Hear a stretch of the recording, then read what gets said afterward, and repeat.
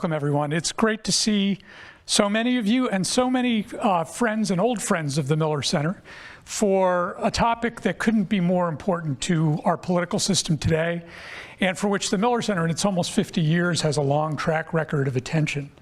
And before diving into this, this event had been planned for some time, but since the planning and today's date, a real stellar figure at the Miller Center who focused on these issues, Chuck Jones, passed away. So in many ways, today's event is honoring Chuck, and we've invited a number of people who worked with Chuck who will be here and stay afterwards to honor Chuck's memory. Chuck Jones served as a faculty member at the University of Virginia and was a Miller Center Fellow. He went on to other important both university positions, think tank positions, as well as being the head of the American Political Science Association. So we're really honored to be able to honor Chuck because he was a very important part of this place, including on this very important topic. And we're thrilled to have this stellar group of friends and guests with us today on this panel, representing the two of the premier think tanks in Washington who've paid attention to American political institutions, and with whom the Miller Center has partnered since our own founding in 1975.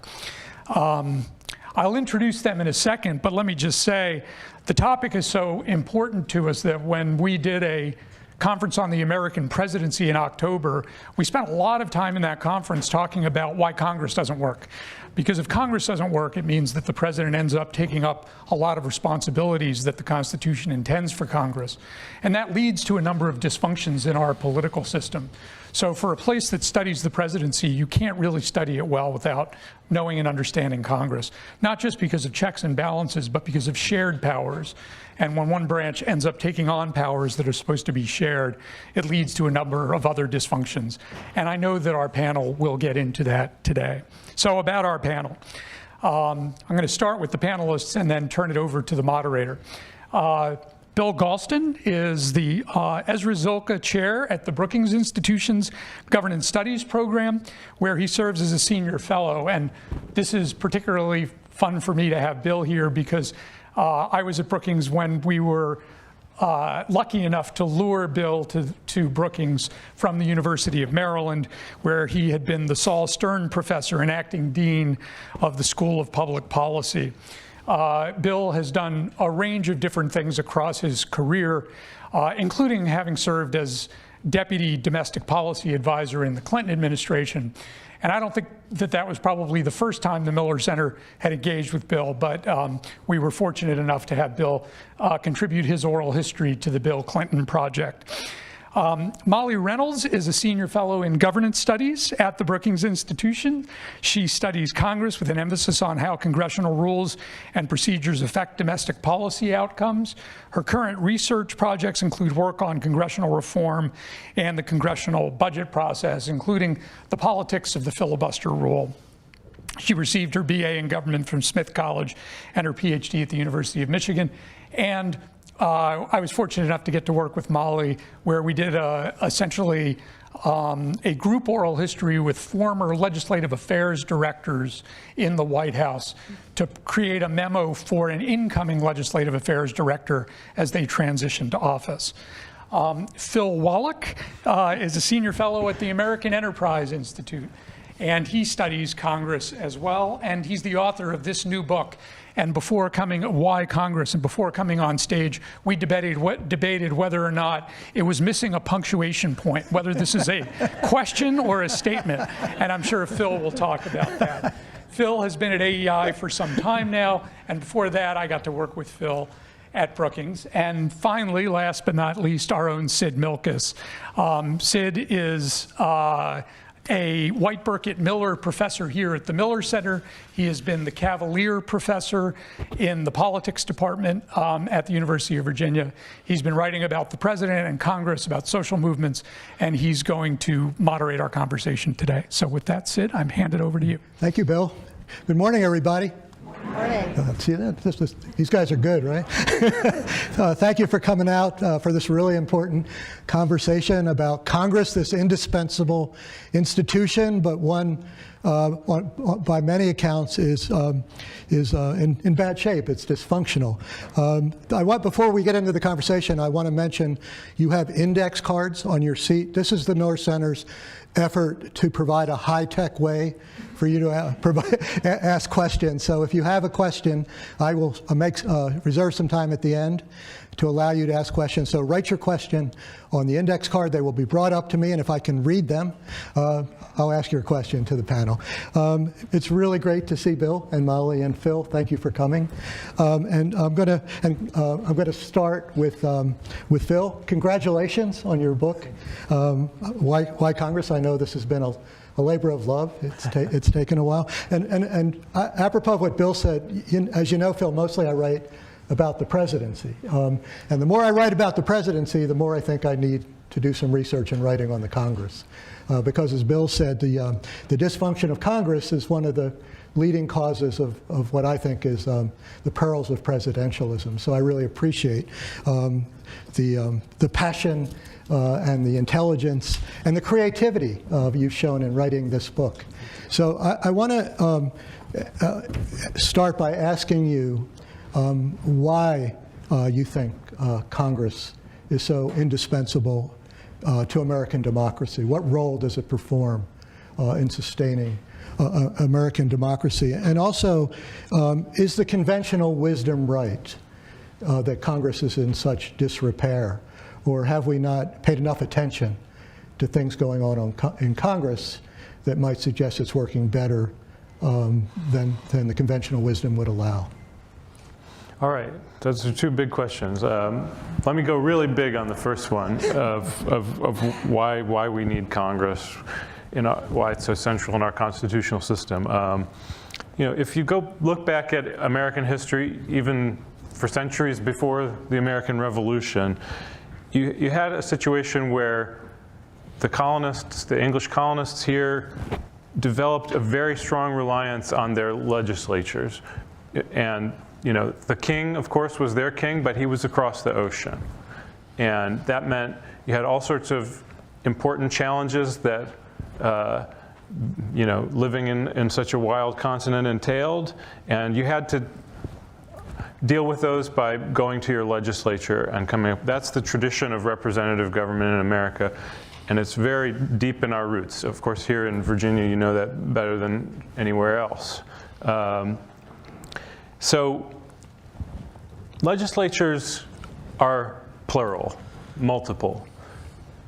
For a country as diverse as America, that property of legislatures is especially important.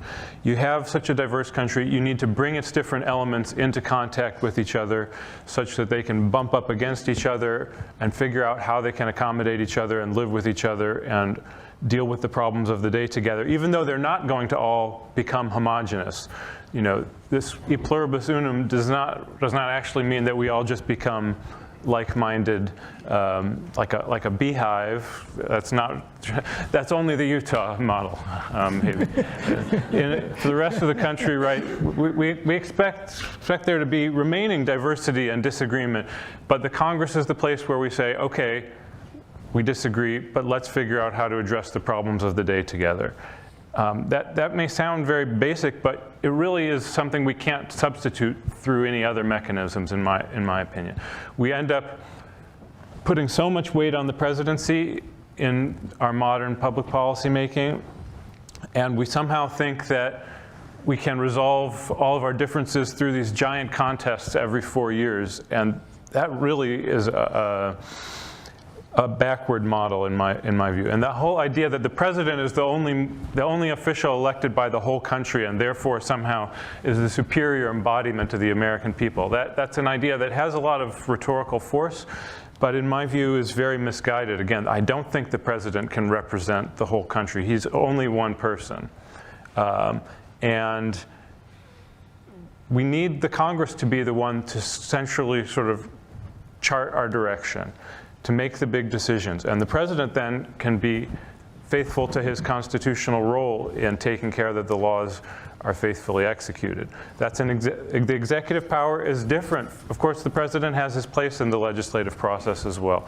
But Congress is the place for this diversity, and if we don't let it play that role, we get the sense that lots of Americans get the sense that their views are not adequately represented, and that they're not being listened to, and that they're not being taken seriously, that they're being disrespected, and they start getting angry.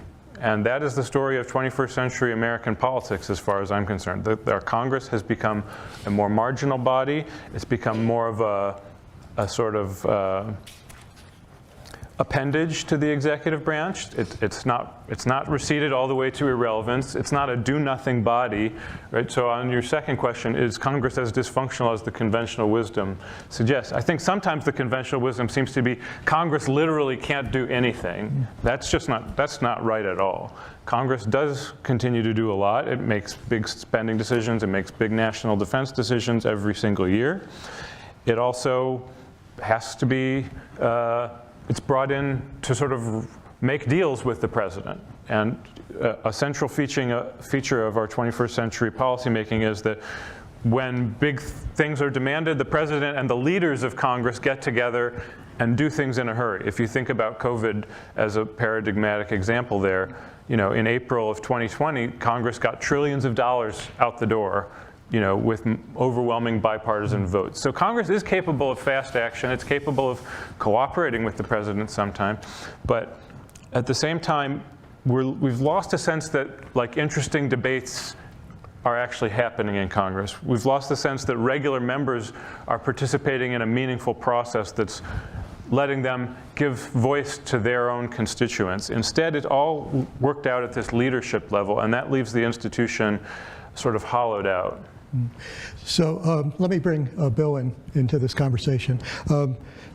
Bill, since Hamilton and Jefferson had their duels, parties have been thought to be important institutions in fostering debate in Congress and in the country. Yet Phil identifies factionalism as a principal disease that's causing the problems that he's just described in Congress. And I wonder if you agree with that, and if you think there's anything, given that there are strong differences in the country, whether there's anything we can do about that to make Congress work more effectively. Well, e pluribus unum is a great formula, for describing the function of Congress. And, I think you've rendered enormous service by banging away so hard on the proposition that in a continental republic with 335 million people and an uncountable diversity of interests and views, that only an institution like Congress can bring us together, not to become one literally. Aristotle had a riff on that in his critique of Plato's Republic, but to become one in the sense that these differences can somehow be conciliated. And only the process of discussion, deliberation, not necessarily high-minded, there's a transactional element as well, which can't be disregarded, but somehow this mix, frequently untidy, of processes can make for an outcome that most people can live with, however unhappily. And through that process of representation and conciliation, as you also rightly emphasize, trust is built. And I think it was Gerald Ford who said, as he assumed the presidency, that trust is the glue that holds us together. And he was absolutely right. And the absence of trust has consequences that we see on the front page of national newspapers every day. By contrast, e pluribus duo is, I think, a formula for dysfunction. And if I were to offer somewhere between a suggestion and a criticism, I actually think in your book you underplay the consequences of political polarization. As a matter of fact, you start out by saying, well, some people think that because the country is polarized, the parties are polarized, therefore Congress must be polarized, and you lean in the other direction to some extent. I think you lean too far in the other direction. If you ask me for a silver bullet explanation of why Congress is dysfunctional, I would point to partisan polarization. partisan polarization, that rules changes can ameliorate to some extent, but whether they can overcome it, I think, is an interesting question. I hope we get a chance to talk about your chapter on immigration reform, because it is a perfect illustration of the way this process works. So let me just give you 1 minute on my general theory of everything, if I may. Listen carefully, everybody. Right. I'm a political scientist, so I believe in 2x2 tables. And I want you to imagine a 2x2 box divided into 4 quadrants. Along one dimension, you have the political parties being either deeply divided or not deeply divided. And along the other dimension, you have political parties that are closely divided numerically or not. Right? And if you have the political parties that are deeply divided but not closely divided, as they were for much of the New Deal, I mean, there was nothing in common between Roosevelt's New Deal Democrats and Alf Landon's small government Republicans, but it didn't matter. It didn't matter because the Democrats, until Roosevelt overreached, could pretty much do what they wanted to, and Congress was functional. Of the 4 boxes, the worst for governance is when parties are narrowly divided numerically and deeply divided, in principle and programmatically. And that box is the one that we've been stuck in for the past generation. And I think being stuck in that box, with neither political party being able to gain a governing advantage over the other, it may not be the total explanation for where Congress is right now, but I would put it forward as the principal explanation. Did you want to respond quickly to that, or you want to mull over it a bit? Let's Shall I filibuster for you? So I want to turn to somebody who's written a lot about the filibuster.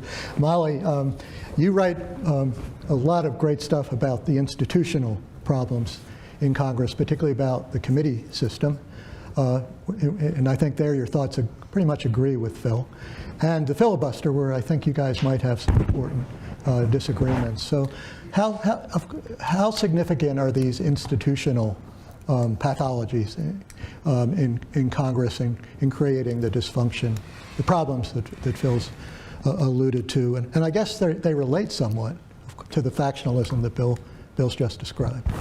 Yeah, so I want to start by just saying that, sort of zooming out just a little bit, that one, I think, of the most important things about Phil's book is that he makes this Bill joked in the intro about whether it's missing a piece of punctuation. I think Phil would tell you, I'm going to guess, that it's not, that it's an affirmative case for sort of why Congress is important. And what Phil argues is that it matters not only that our national governing institutions solve policy problems, but it matters who solves them and in what way they get solved. And so once we start to think about those by whom and in what way questions, we get really quickly to these questions about the internal organization of Congress and Congress's rules and procedures. And another argument that Phil makes in the book is that members can be motivated to accept outcomes with which they disagree if they are first given the opportunity to kind of vigorously air their opposition. And for me, one of the, I think, challenges in thinking about the implications of Phil's argument for congressional rules is how do we design rules and how do we organize Congress internally to generate the kind of legitimating conflict that Phil is arguing for without having that legitimating conflict descend into what I'm going to call performative conflict.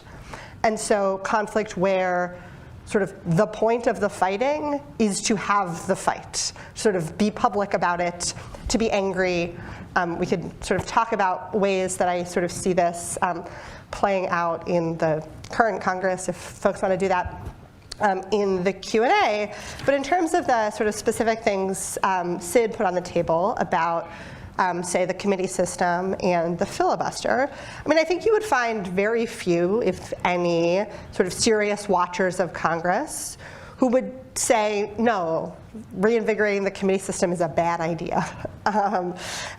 Many of the reform ideas that I myself have espoused, that I think others on this panel, lots of others kind of in this world have talked about, really do center on trying to incentivize committees to do the work and then resourcing them appropriately to do so. And I still think that's mostly right. But I think there's something that happened, and I don't want to make too much of a single event, but there's something that happened in this Congress that has caused me to ask if I need to recalibrate my thinking a little bit, which involves what has been happening in the House of Representatives around the effort to reauthorize Section 702 of the Foreign Intelligence Surveillance Act, which is sort of the principal legislative authorization for the US government to surveil individuals overseas. And in some ways, what we saw with FISA is what congressional reformers have been calling for. The Judiciary Committee sat down and they wrote a FISA reauthorization bill. It was bipartisan. It was a, I think, shock to many people's systems, not that many people watched this, but I did, to watch the House Rules Committee talk about this legislation and have Jim Jordan and Jerry Nadler sitting next to each other saying they wanted the same thing. But the Judiciary Committee did a bill, and the Intelligence Committee did a bill.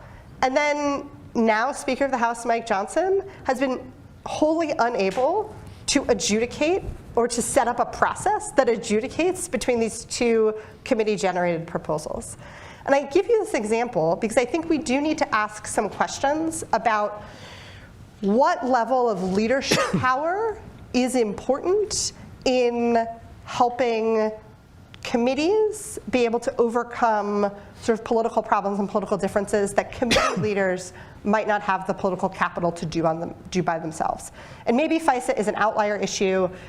Maybe Mike Johnson is an outlier speaker. Again, I don't want to make too much of this this one example, but I do think it sort of challenged me a little bit to think about what's the right balance of power, and do we need some power in the hands of leaders to help manage some of these situations where committee leaders don't have the ability to do it themselves. And then I'll say one thing briefly about the filibuster and let Phil come back in, which is I don't know how vital for generating an environment that helps drive to consensus outcomes the filibuster is in the contemporary Congress, in large part because I tend to think that a lot of situations where, quote unquote, the filibuster is to blame are actually, it's sort of cover for inaction. It's cover for situations where the majority party itself does not agree. And so, and we would not get to an outcome like the filibuster doesn't help us get to an outcome because there's not underlying agreement among the members of the majority party on what they want to see anyway. So I'll stop there and let Phil come.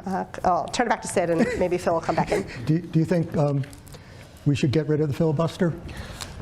Or at least do something about the way it's presently being used, which is routinely. Yeah, I don't like the sort of way that the filibuster has just gotten built into the baseline expectation of how the Senate operates all the time without actually generating any debate. The way that the filibuster worked back in its heyday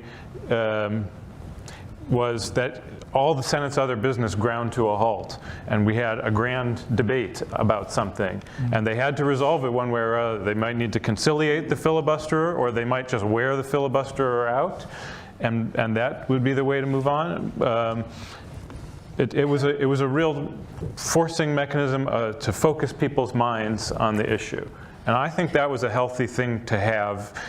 And the way that the filibuster operates today just doesn't look anything like that. So we have instead a 60-vote requirement. Now, I think sometimes that's healthy. I think if you look at the previous Congress, when we had Democratic control of the House and Senate and White House, the filibuster requirement caused the Democrats in the Senate to look for deals they could make with their Republican colleagues. And they passed a number of good bipartisan laws or mediocre bipartisan laws, or whatever you might think about. They conciliated with each other, and they passed a bunch of important laws with 70 votes in the Senate.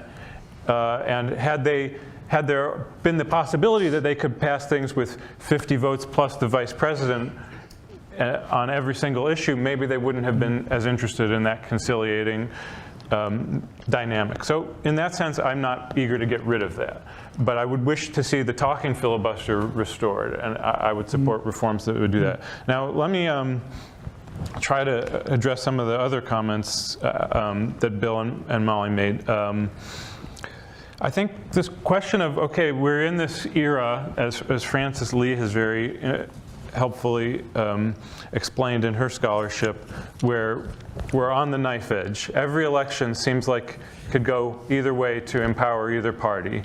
That's not a false perception, that's really how things have been.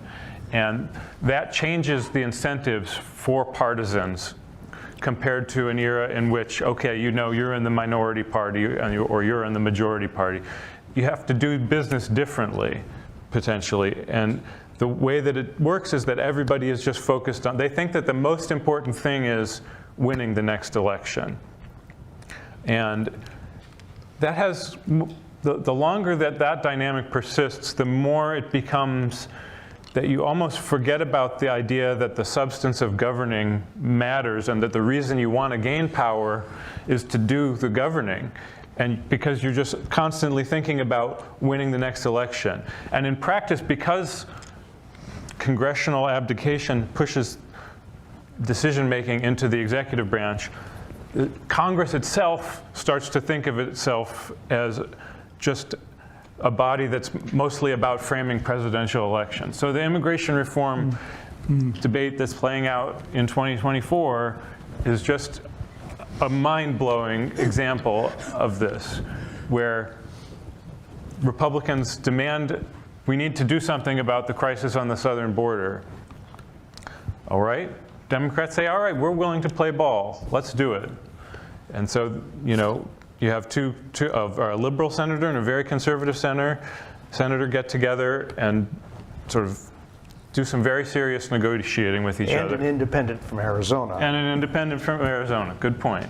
Shouldn't leave her out. Yeah. So, and then you get the former president of the United States saying, no, no, no, this is an election year, this is my most important issue.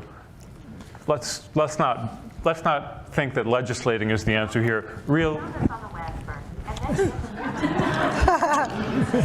Wow. Siri, I don't. So much for do not disturb mode. We were instructed to turn our cell phones off. I tried.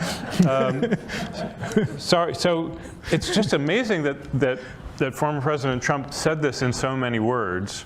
You know, just don't do legislating because the only important thing is the election, and I want the election to be teed up properly for me and not muddy the waters by giving Joe Biden some talking points on this. I think that he's so brazen, in fact, that some people may hold it against him and hold it against the Republicans because it's very unusual to just come out and be so open about making everything about the presidential elections. But I think, unfortunately, that is the dynamic underneath the surface on an awful lot of things. Let's not make a deal now because maybe we'll win later, and we need to tee up the election properly in any case. So that's really pushing away from bipartisan-minded, problem-solving-minded legislators. They have to take a back seat to their more performative colleagues.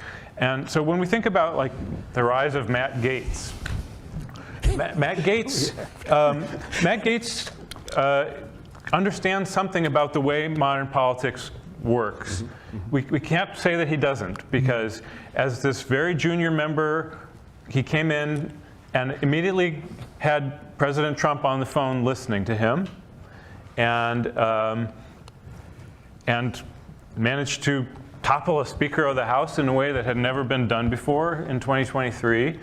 And he is an extreme, on the extreme of the performative end of things.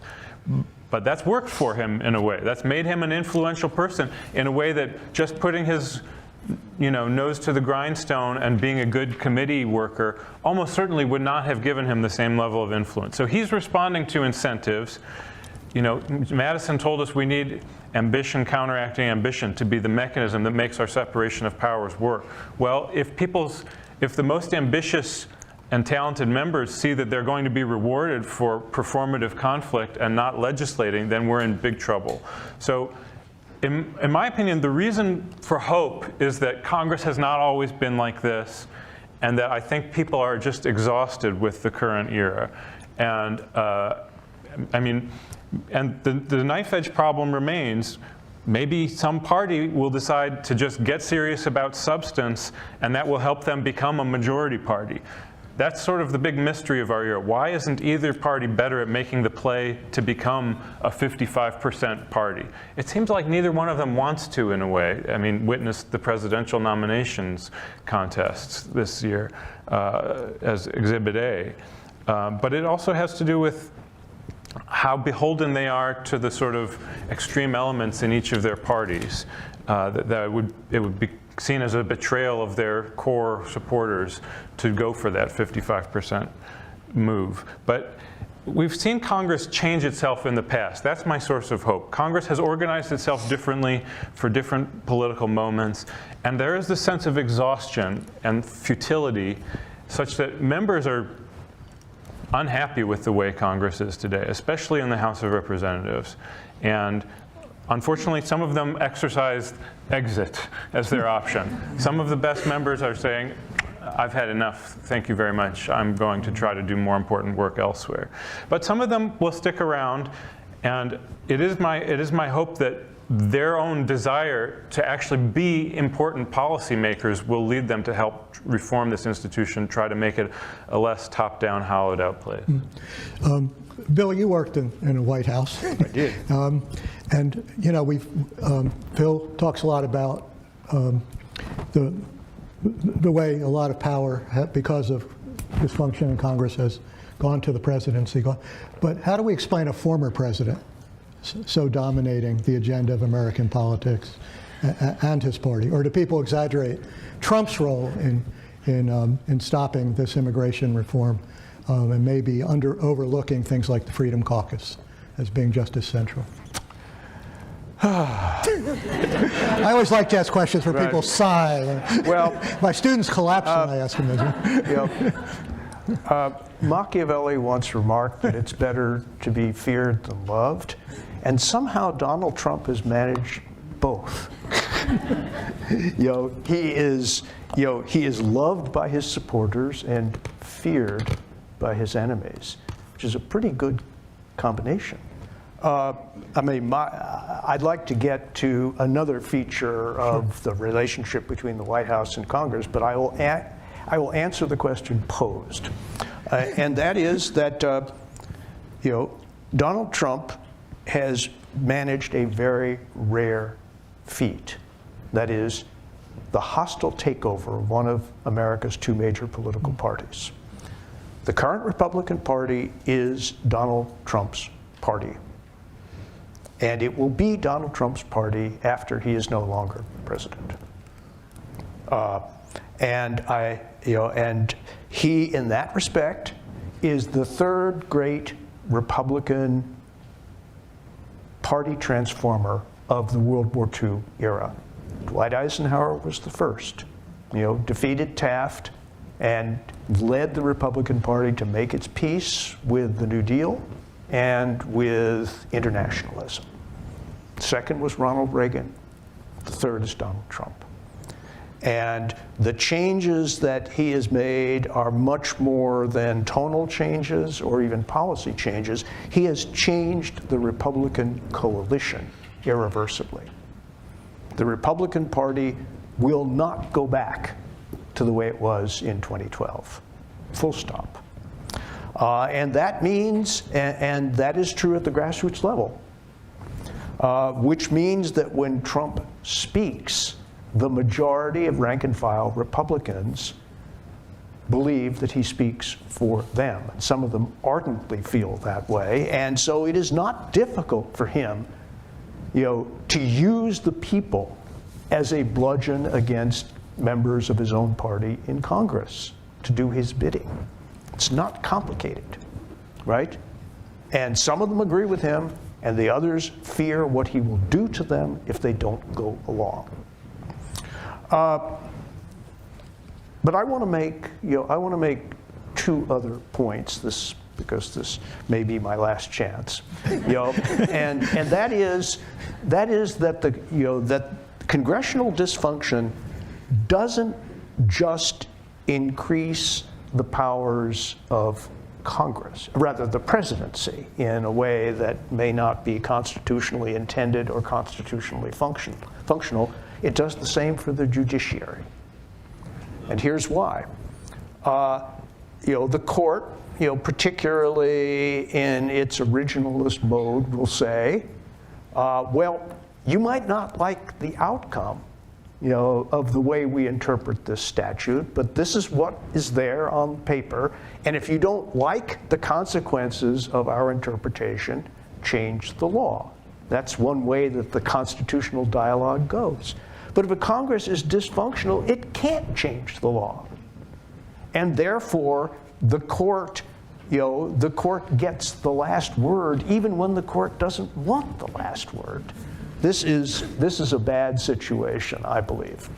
Okay, but here, speaking of my 2.5 years in the White House, in my judgment, the most pernicious congressional rule is something that isn't a rule at all, although it's called a rule, namely the Hastert rule.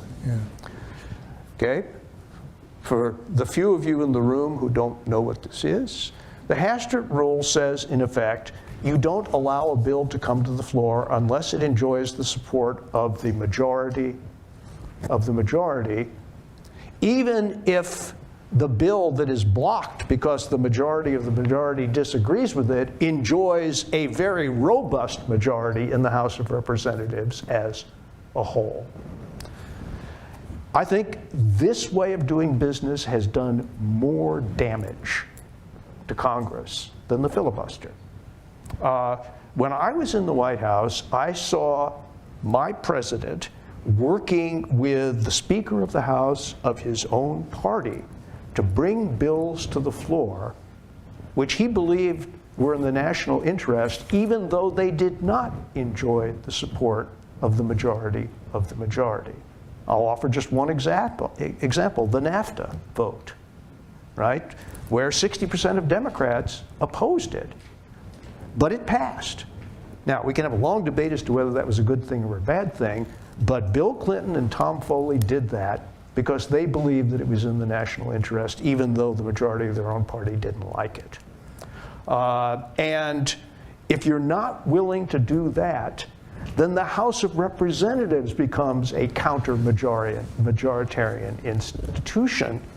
And your chapter on immigration is a classic example. I'll just take one incident and then shut up.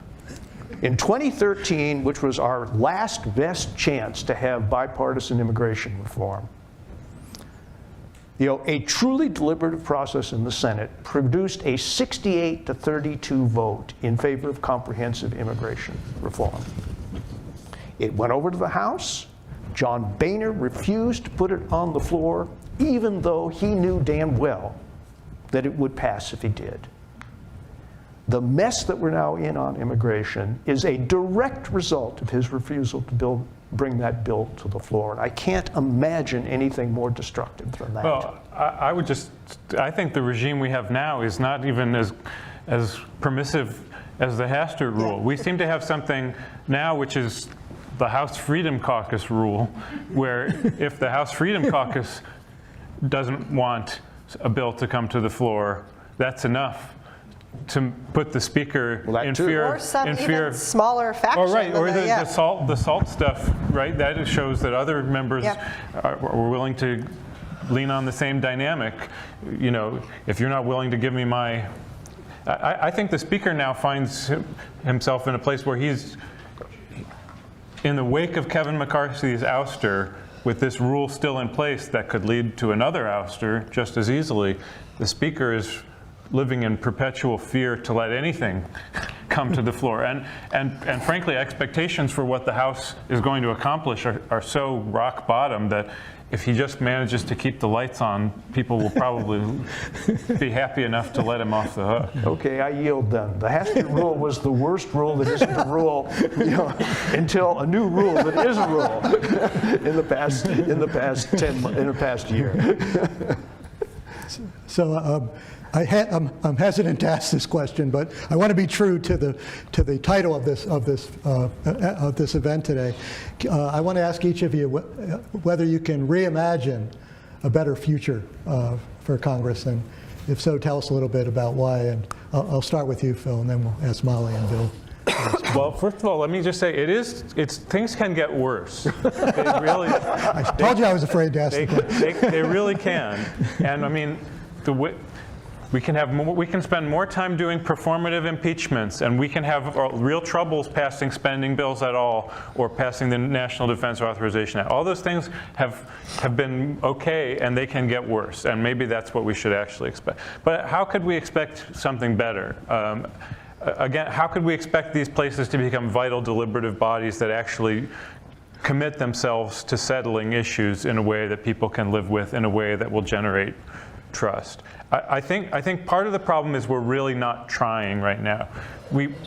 Molly brought up the concern that if you let more deliberation happen, it may all kind of spin out of control, and the whole thing will become chaotic, and we'll just really be up a creek. And that is a real concern. But as a result of the fear of that situation, we're really just not even trying to give members a chance to work through things, to go through multiple iterations of proposals and amend them and take votes where nobody knows how they're going to turn out because people are actually trying to figure out what a majority of the body supports, and maybe even some real persuasion might happen between the members.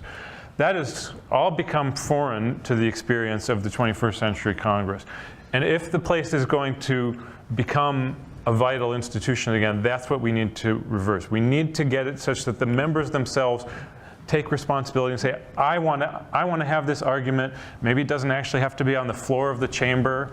Maybe it will happen in committee rooms. Maybe it will happen in newspaper op-ed pages. Those things are okay too.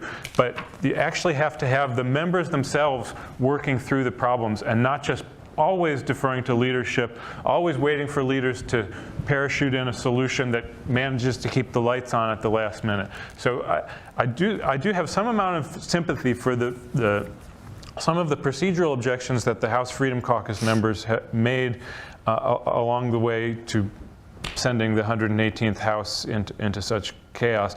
They say, we don't get a chance to debate our issues. You don't even pretend to listen to our concerns. You just shove us off to the side and move on. And as a result, we don't trust you.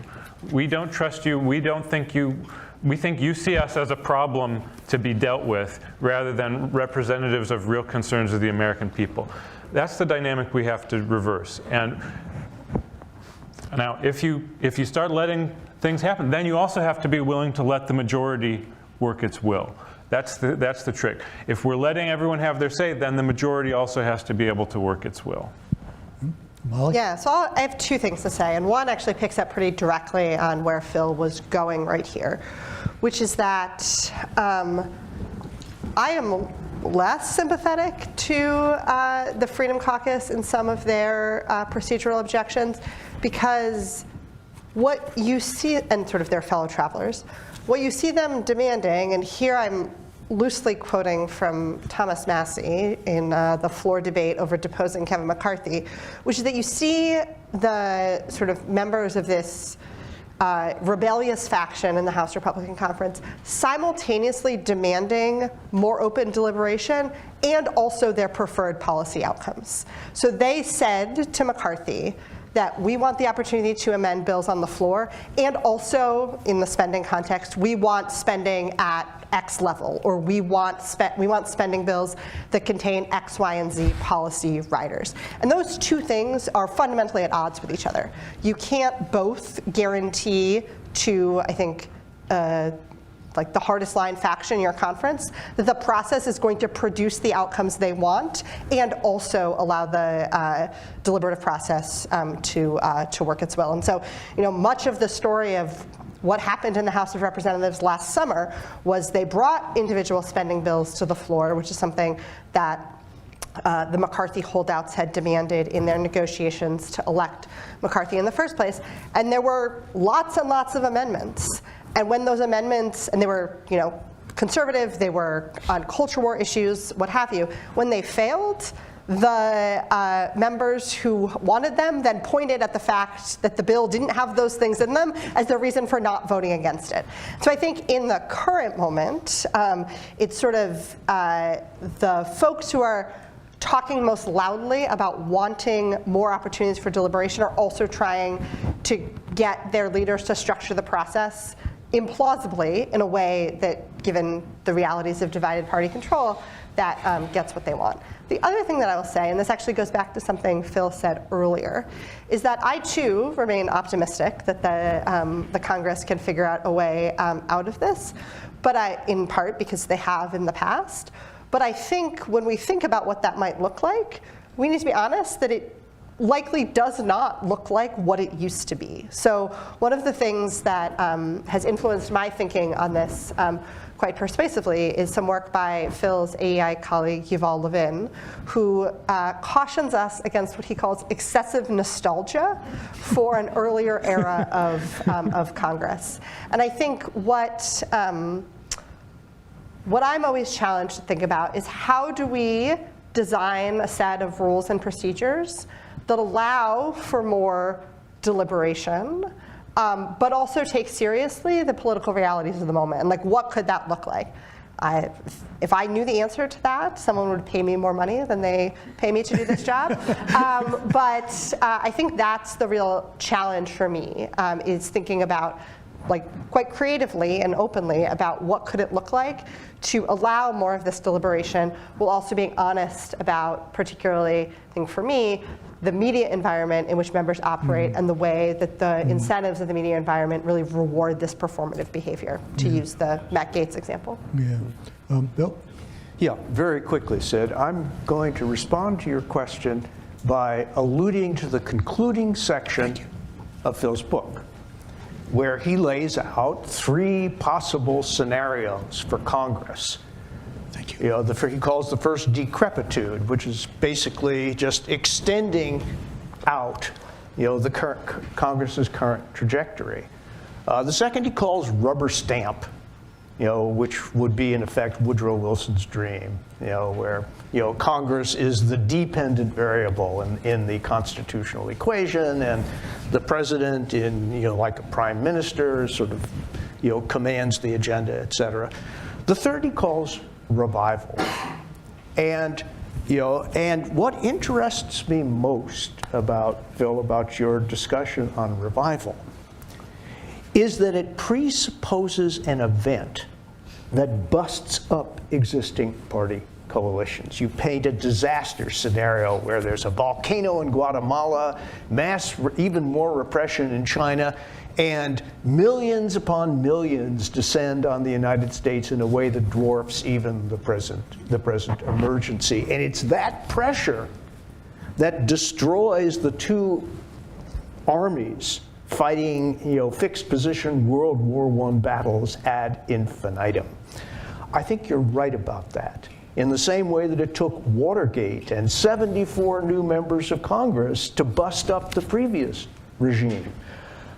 For that reason, I am skeptical that without some perturbing event, that Congress is going to be able to get from where it is to where you want it to be, where Molly wants it to be, where I want it to be. And I have been waiting now for a very long time for that, for an asteroid to come into our solar system, and destroy the existing party coalitions. I hope that I live long enough to see it.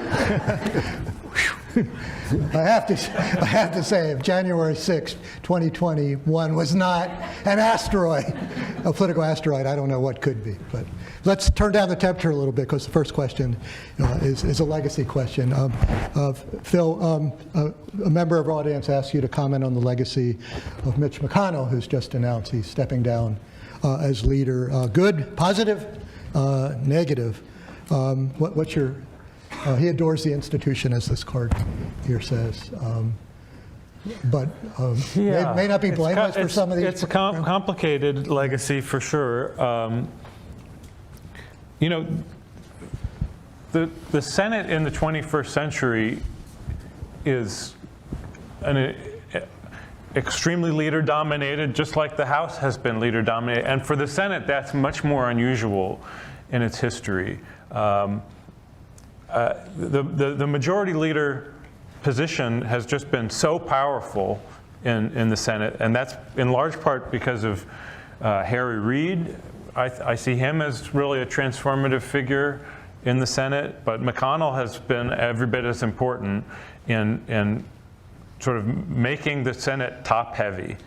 And that has allowed the Senate to be functional sometimes in ways that are helpful.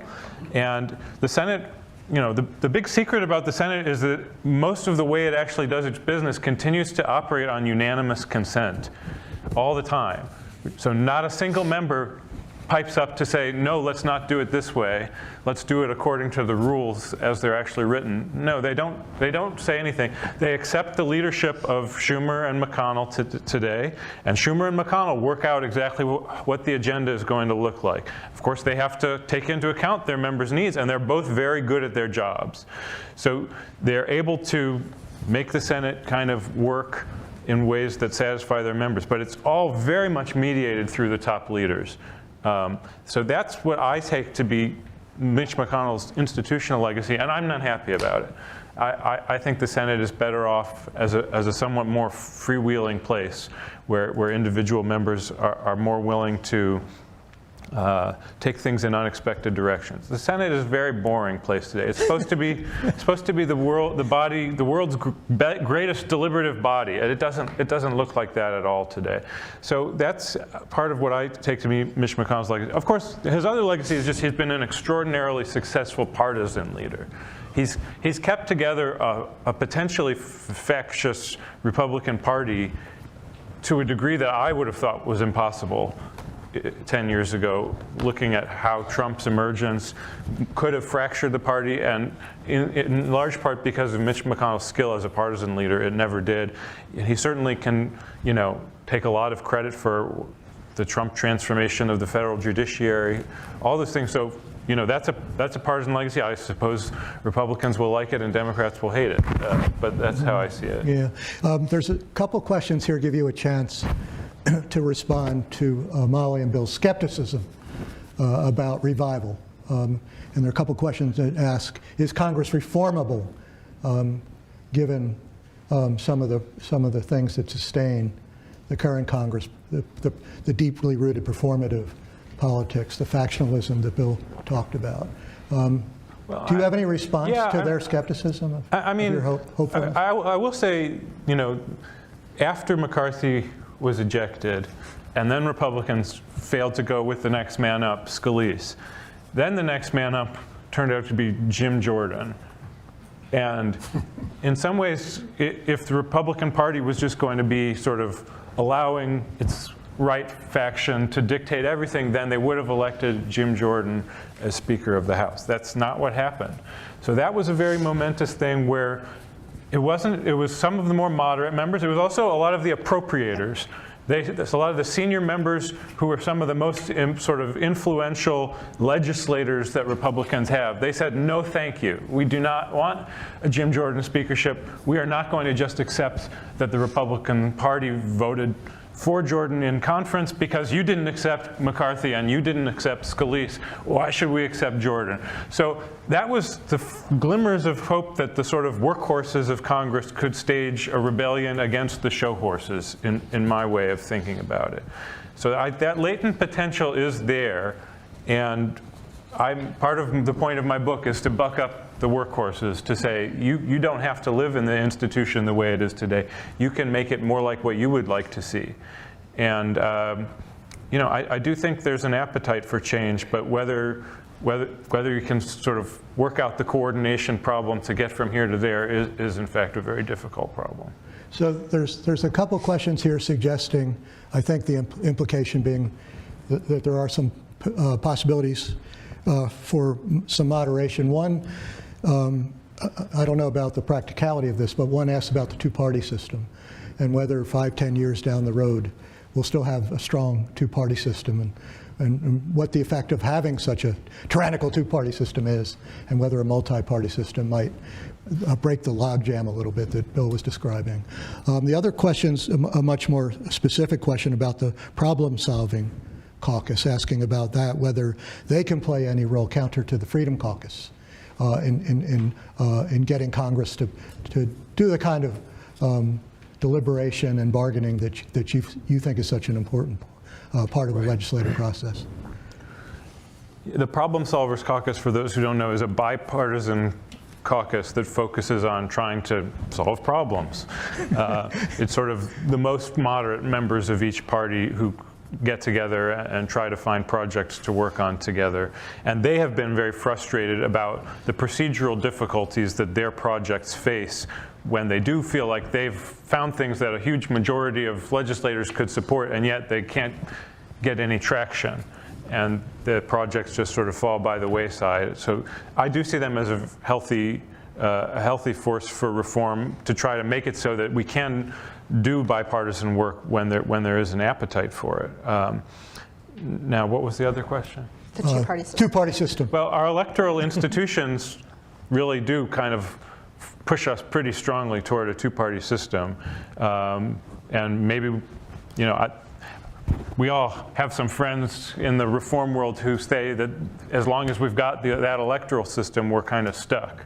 And so the thing to do is to change the electoral system by doing things like making the House proportional representation, or just radically altering something about our machinery of government. That makes for an interesting discussion over drinks, but I don't see where we would find the political will to implement a project like that in a way that would increase trust rather than destroy it. I think as frustrating as our current set of institutions is, it's more realistic to try to rehabilitate them than to hope that we can sweep in and bring some whole other set that will save us. Check your emails later. There'll be an announcement about where we'll meet for cocktails later today at 5. So one more question, which is kind of a treatise. I hope I can read this. And this is fitting because we're honoring Chuck Jones today. And the question says, your work meshes well with Chuck Jones' book, The Presidency in a Separated System. The president is not the presidency. The presidency is not the apex of our government. There's some underlining in here. Ours is not a presidential system. Nonetheless, citizens look to the presidency for leadership. How could we reverse, this is an easy last question, how could we reverse this perception? Can we reverse this process? Can Congress really play a formidable role, a formative role in a way that you suggest would be living up to its constitutional duties? I hope I've done justice to that question. I couldn't read every word. I should have just let the person ask it themselves. Any response? I do think that the president is fated to be the most famous person in the world, among other things, and that is necessarily going to give them a huge amount of power in any political system. And the president is bound to exert a huge leadership influence, and I don't think there's any sense wishing that it can be otherwise. But is the Congress seen as an independent place where you can get an impetus to do something different from what the president cares about sometimes, and can take the president's desires and channel them in ways that are not merely instrumental to the president's desires? That's what we need. That's what we need if self-government is going to continue to be a meaningful thing in our system. Bill, you want to make a last comment? Yeah. I suspect there are not very many people here, and I'm certainly one of them, not one of them, who could name 5 Republican senators from the year 1948. But we remember the name of Arthur Vandenberg. Why is that? Because he had the courage to say that World War II changed everything. And the United States did not have the luxury of doing after World War II what it so disastrously did after World War I, and that is retreat from the world, right? And so Vandenberg, a Republican, joined forces with the Truman administration to back the Marshall Plan, and to back Harry Truman's insistence that the United States had the linchpin role to play in erecting a bulwark of containment against the then Soviet Union. We remember him for that because he led. He stood for something. He stood for something that was bigger than party. And we will remember the names of senators and members of the House of Representatives who have the courage to step forward and do that again. And if they don't, I guarantee you, we'll be able to convene this discussion in 10 years, and Phil and Molly will certainly be alive to participate. I'm not sure about the rest of us. And we'll be saying the same thing and wringing our hands about the same problems. As my grandmother used to say, I should only live so long. Well, ladies and gentlemen, will you join me in thanking our excellent panel?